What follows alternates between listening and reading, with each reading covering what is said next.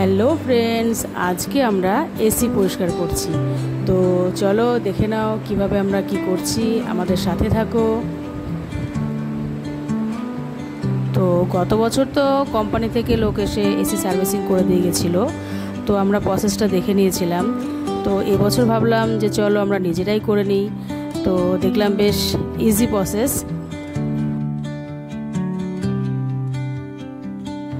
তো এর জন্য প্রথমে তো এসির ফিল্টার দুটো খুলে নিলাম, তারপর ভালো করে জল দিয়ে ধুয়ে শুকিয়ে নিলাম।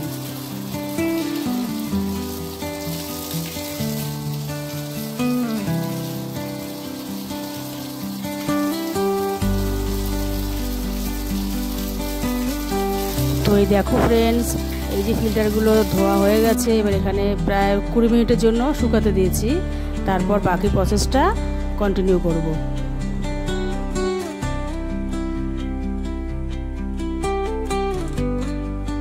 তো এরপর বন্ধুরা দেখো, ভালো করে এয়ার ব্লোয়ার দিয়ে ভিতরটা পরিষ্কার করে নিলাম, যাতে আনাচে কানাচে কোনো জায়গায় সামান্য পরিমাণে ধুলো না থাকে। এর জন্য সুন্দর করে পরিষ্কার করে নেওয়া হলো।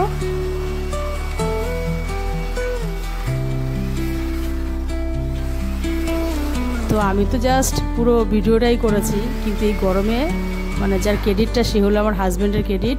তিনি কষ্ট করে এই গরমের মধ্যে এই মানে কাজটা করেছেন। যাক, খুব সুন্দর হয়েছে ক্লিনিংটা।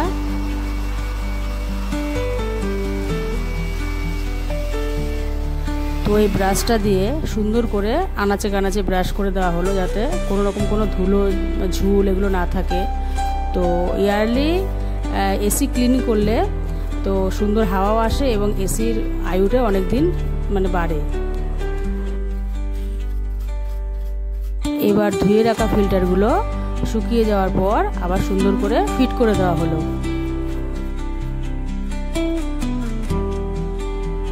এবার এসির সেলফ ক্লিনিং মোড অন করে রাখতে হবে, যাতে এসি নিজে নিজেই ভিতরটা ক্লিন করতে পারে।